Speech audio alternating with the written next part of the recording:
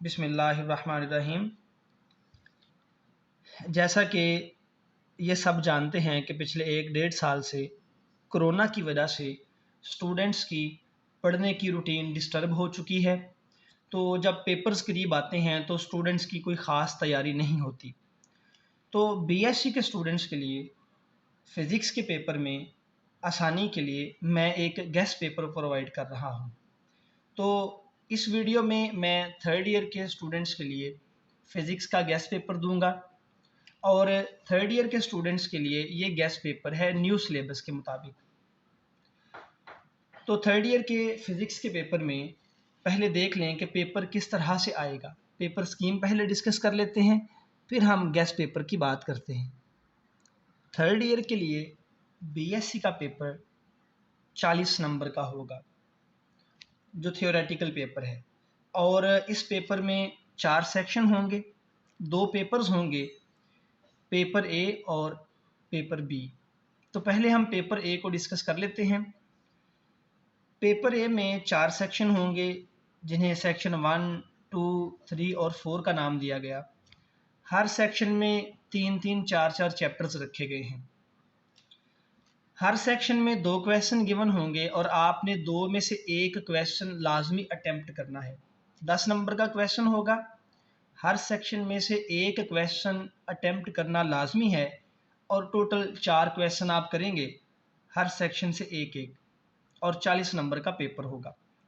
तो जैसा कि हर चैप्टर में 3-3, 4-4 चैप्टर्स गिवन हैं, तो एक मैं मेन यहाँ पे बता देता हूँ, एक मोटी सी बात। वो ये है कि या तो आप ऐसा करें कि हर सेक्शन में से एक मोस्ट इम्पॉर्टेंट चैप्टर पूरा पूरा कर लें। यहाँ से वेक्टर्स वाला कर लें, पेपर हो जाए, एक क्वेश्चन हो जाएगा।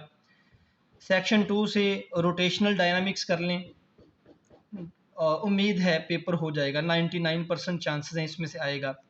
सेक्शन 3 में वर्क डन वाला चैप्टर कर लें और सेक्शन 4 में या ग्रेविटेशन या स्पेशल थ्योरी ऑफ रिलेटिविटी कर लें।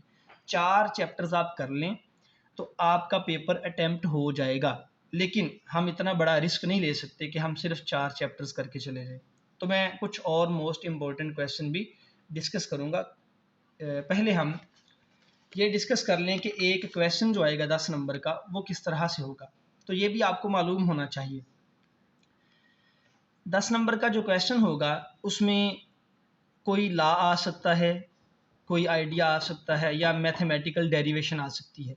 तो 6 नंबर के लिए कोई लॉ आ जाएगा, डेरिवेशन आ जाएगी, या कोई आइडिया डिस्कस करने के बारे में कहा जाएगा। और न्यूमेरिकल होगा 3 नंबर का और 1 नंबर का शॉर्ट क्वेश्चन। तो शॉर्ट क्वेश्चंस के बारे में आप बिल्कुल परेशान ना हो, इसके लिए टाइम वेस्ट ना करें। अगर आपका कॉन्सेप्ट अच्छा है तो आप इसका आंसर दे सकेंगे। तो आप तैयारी करें न्यूमेरिकल की और थियोरेटिकल क्वेश्चन की। तो एक थ्योरी का क्वेश्चन होगा, न्यूमेरिकल होगा और साथ एक शॉर्ट क्वेश्चन। इस तरह से 10 नंबर कंप्लीट हैं। अब हम आ जाते हैं गेस्ट पेपर की तरफ। तो जैसा कि हर सेक्शन में 3-3, 4-4 चैप्टर्स हैं, तो सारे चैप्टर्स करना मुश्किल होगा। तो मैंने कुछ मोस्ट इम्पॉर्टेंट क्वेश्चंस यहाँ पे लिख दिए हैं, जो अगर बीएससी थर्ड ईयर के स्टूडेंट्स कर लें तो उनका 100% पेपर अटैम्प्ट हो जाएगा, कोई परेशानी नहीं होगी। ये न्यू सिलेबस के लिए है। जो फोर्थ ईयर के स्टूडेंट्स हैं जिनकी थर्ड ईयर में सप्ली आ गई थी, उनका सप्ली का थर्ड ईयर का पेपर ओल्ड सिलेबस के मुताबिक होगा। उसके लिए मैं अलहदा से गेस्ट पेपर अपलोड कर रहा हूँ। तो third year new syllabus section 1, इसमें ये मोस्ट इम्पॉर्टेंट क्वेश्चन है जो आप छोड़ नहीं सकते। इनमें से कोई भी आ सकता है। ग्रेडियंट ऑफ स्केलर फंक्शन है, डाइवर्जेंस है, कर्ल है। ये एक है ग्रीन थ्योरम, जो कि स्टूडेंट्स नहीं करेंगे। ज़्यादातर चांसेस हैं कि अब भी थर्ड ईयर के स्टूडेंट्स ने ये लॉ नहीं पढ़ा होगा, ये थ्योरम नहीं पढ़ा होगा, लेकिन पढ़ लें, ये बहुत इंपॉर्टेंट है। इसके पेपर में आने के उतने ही चांसेस हैं जितने स्टोक्स थ्योरम के हैं या डाइवर्जेंस थ्योरम के हैं। डाइवर्जेंस थ्योरम है और फिर कोनिकल पेंडुलम और रूटर। 4 चैप्टर्स हैं सेक्शन 1 में, जिनमें से मैंने ये मोस्ट इंपॉर्टेंट क्वेश्चंस निकाल लिए। तो यहाँ पे ये जो स्टोक्स थ्योरम, डाइवर्जेंस थ्योरम और ग्रीन थ्योरम, और इधर से कोनिकल पेंडुलम और रूटर, इनकी इम्पोर्टेंस बाकियों की निस्बत बहुत ज़्यादा है। तो सेक्शन 1 कंप्लीट हो गया, इसमें 8 क्वेश्चन रखे गए हैं। सेक्शन 2 देखिए, इसमें centre of mass of system of particles, ये वाला क्वेश्चन आप लाजमी करें। और फिर सॉलिड ऑब्जेक्ट्स का सेंटर ऑफ मास निकालना, इनके बारे में बार बार क्वेश्चन आता रहा है पिछले कई सालों में। तो सॉलिड ऑब्जेक्ट्स में सॉलिड यूनिफॉर्म रॉड या यूनिफॉर्म सॉलिड सिलेंडर या सॉलिड हेमिस्फीयर, इनके सेंटर ऑफ मास निकालने के बारे में कहा जा सकता है। इसके बाद एक मोस्ट इम्पॉर्टेंट क्वेश्चन आता है रॉकेट इक्वेशन, ये भी बार बार आ चुका है। फिर पैरेलल एक्सिस थ्योरम और इस पैरेलल एक्सिस थ्योरम की एप्लीकेशंस। पैरेलल थ्योरम की एप्लीकेशंस में ये मुख्तलिफ टॉपिक्स आ सकते हैं कि एक हुप का रोटेशनल इनर्शिया निकालें, सिलेंडर का रोटेशनल इनर्शिया निकालें, सॉलिड सिलेंडर भी हो सकता है, एक शेल भी हो सकता है, और इसी तरह से रेक्टेंगुलर प्लेट। तो ये नाम आप देख लीजिए, थिन रॉड है, सॉलिड स्फीयर है, स्फेरिकल शेल है और रेक्टेंगुलर प्लेट है। तो इस सेक्शन में अगर आप ये इतने से क्वेश्चंस कर लेते हैं, ज़्यादा नहीं है, सेंटर ऑफ मास से रिलेटेड हैं और पैरेलल एक्सिस थ्योरम से रिलेटेड है, तो आपका ये सेक्शन भी कंप्लीट हो जाएगा। अब हम आ जाते हैं सेक्शन 3 की तरफ। सेक्शन 3 में work done by variable force, जिसमें मास स्प्रिंग सिस्टम जो है ये बहुत इंपॉर्टेंट है, इसके हवाले से वर्क कैलकुलेट करने के बारे में आ सकता है।